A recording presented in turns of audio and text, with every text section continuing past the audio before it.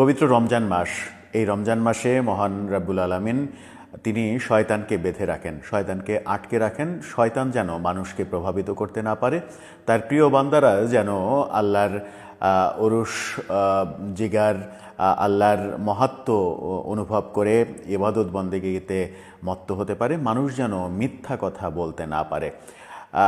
কখনো কখনো মানুষের আচরণে মনে হয় যে শয়তানকে আদৌ কি বেঁধে রাখা হয়েছে, নাকি মানুষের মধ্যেই শয়তান বিরাজ করছে প্রতিনিয়ত। দ্রব্যমূল্যের ঊর্ধ্বগতি বাংলাদেশে রমজান মাসে যেভাবে তৈরি হয়, তাতে মনে হয় যে শয়তান বোধহয় এই ব্যবসায়ীদের মধ্যেই ঢুকে গেছে, তাকে আলাদাভাবে বেঁধে রেখে আর কাজ হচ্ছে না। একটু অপ্রাসঙ্গিক কথা হলেও এবার চলে যাই মূল প্রসঙ্গে। আমাদের মাননীয় প্রধান উপদেষ্টা রমজান মাসে অসাধারণ একটা সত্য কথা বললেন। সেই সত্য কথা তিনি বিবিসি বাংলার সঙ্গে বললেন, যদিও বিবিসি বাংলা আজকে এটা প্রকাশ করেছে।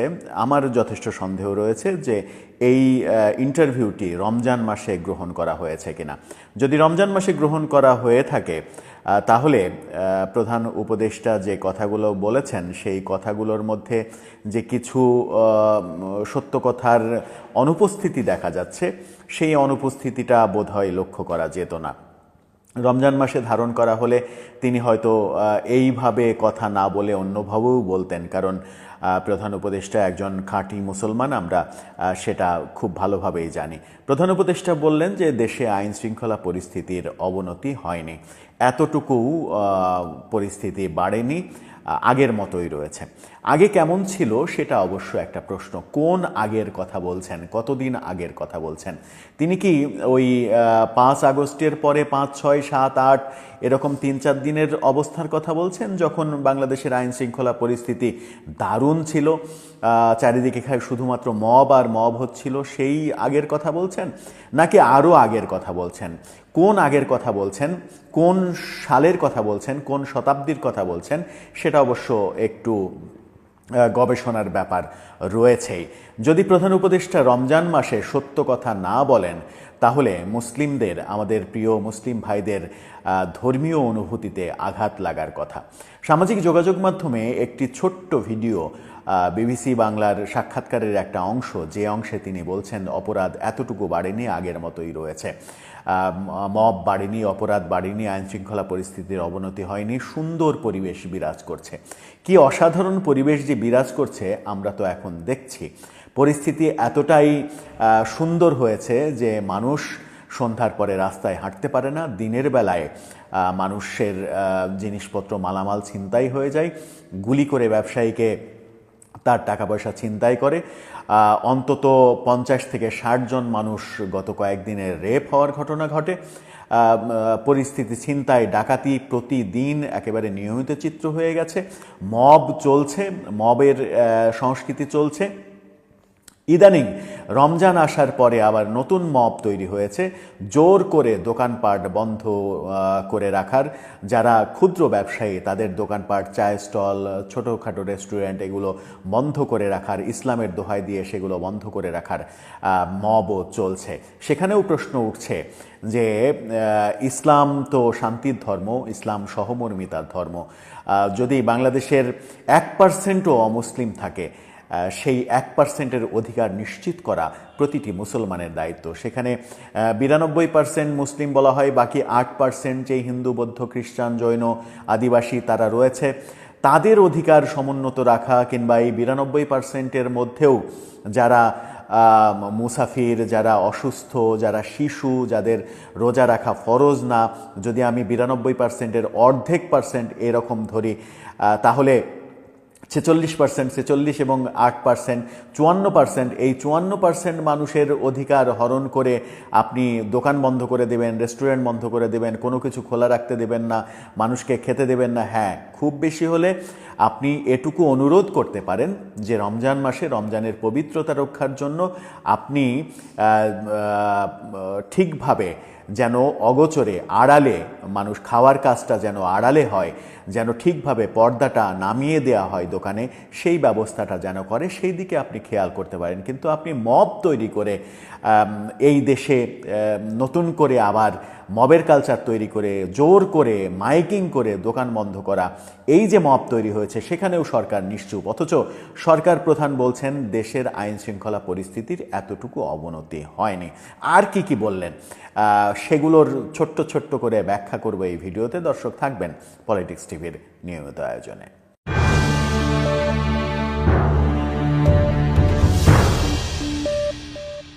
দর্শক, পলিটিক্স টিভির নিয়মিত ভিডিওগুলো এখন থেকে স্পন্সর করছে প্রজাপতি.টিভি, নতুন ওটিটি প্ল্যাটফর্ম। আপনারা চাইলে এখন আপাতত ইউটিউবে, ফেসবুকে, ইনস্টাগ্রামে, টিকটকে দেখে নিতে পারেন। চলে যাই মূল ভিডিওতে। বলছিলাম প্রধান উপদেষ্টার ভাষণের সাক্ষাৎকারের কথা, বিবিসি বাংলাকে যে সাক্ষাৎকার দিয়েছেন। তার আগে একটা খুবই মজাদার তথ্য আপনাদেরকে জানিয়ে রাখি। আওয়ামী লীগের সাবেক এমপি, সাবেক প্রতিমন্ত্রী, মিরপুরের ত্রাস কামাল আহমেদ মজুমদার, তিনি বেশ কিছুদিন আগেই অ্যারেস্ট হয়েছেন। তিনি আজকে ঘোষণা দিয়েছেন আজীবন আর তিনি আওয়ামী লীগ করবেন না, আজীবন আর তিনি কোনো রাজনীতি করবেন না, মৃত্যুর আগ পর্যন্ত তিনি আর আওয়ামী লীগ করবেন না। এই হাস্যকর মানুষগুলোকে নিয়ে আবার ফেসবুকে ট্রলও হচ্ছে। অনেকে বলছেন যে এই ধরনের সন্ত্রাসীদের আওয়ামী লীগ দলে সুযোগ দিয়েছে, সুযোগ সন্ধানী সন্ত্রাসীদের দলে সুযোগ দিয়েছিল বলে আজকে আওয়ামী লীগের অবস্থা এতটা করুণ হয়েছে। চলে যাই প্রধান উপদেষ্টার ভাষণে। প্রধান উপদেষ্টার অনেক কথাই আমরা শুনেছি, অনেক কথা বললেন, কিন্তু আপনারা তার বডি ল্যাঙ্গুয়েজ কি দেখেছেন? তার এক্সপ্রেশন দেখেছেন? তার চোখ দুটোর দিকে কখনো তাকিয়ে দেখেছেন? আপনার কি মনে হয়েছে প্রধান উপদেষ্টা খুব একটা স্বাভাবিক জীবনে চলাচল করছেন কিংবা স্বাচ্ছন্দ্যময় জীবনে চলাচল করছেন? তার চোখ দুইটা সেই কথা বলে না।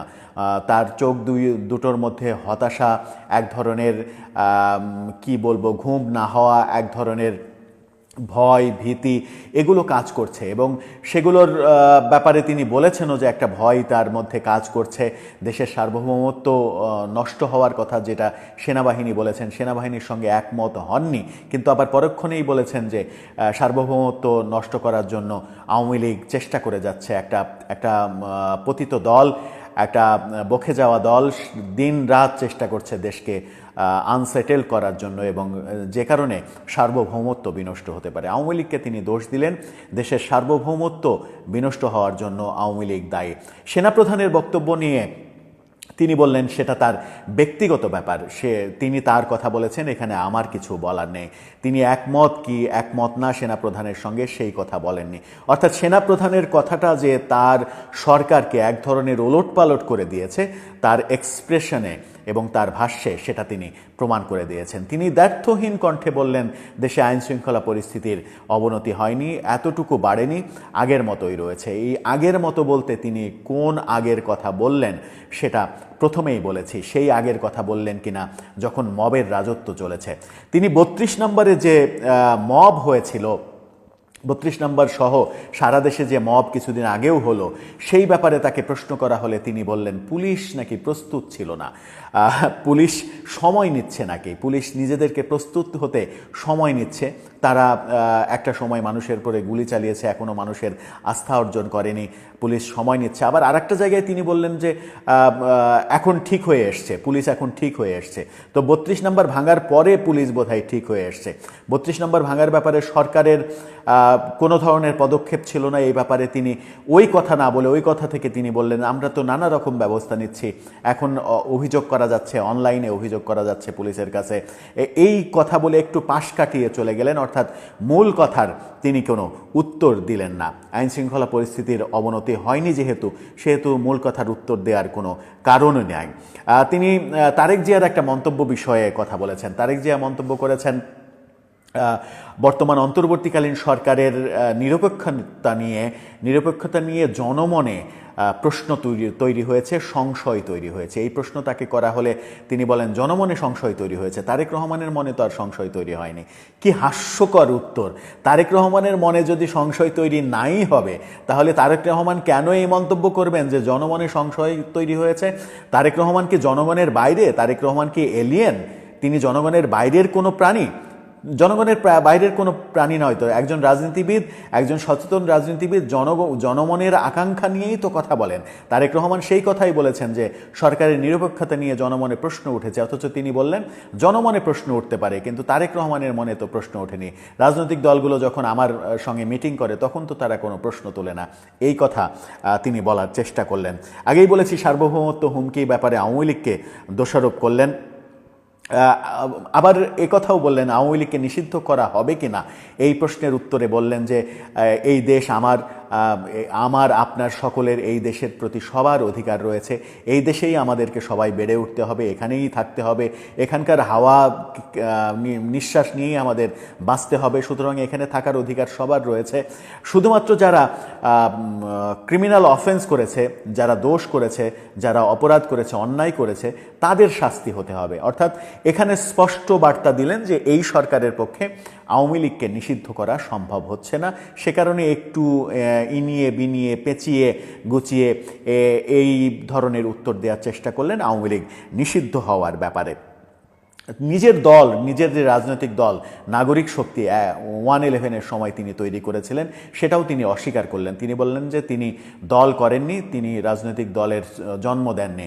10 সপ্তাহ রাজনৈতিক দল তার নাগরিক শক্তি নিয়ে নাকি আলোচনা হচ্ছিল, সেই আলোচনাটা 10 সপ্তাহ পরে তিনি থামিয়ে দিয়েছেন যে না, আমি দল করব না। অর্থাৎ তিনি এই প্রথমবারের মতো অস্বীকার করলেন নাগরিক শক্তি রাজনৈতিক দল যে তিনি করেছিলেন, তিনি যে 3 মাস পরে সেই দল আবার ভ্যানিশ করে দিলেন, অফ করে দিলেন, সেটা অস্বীকার করলেন। তিনি বললেন যে তিনি দল করেননি, সেটা নিয়ে শুধুমাত্র আলোচনা হচ্ছিল, করা যায় কি যায় না।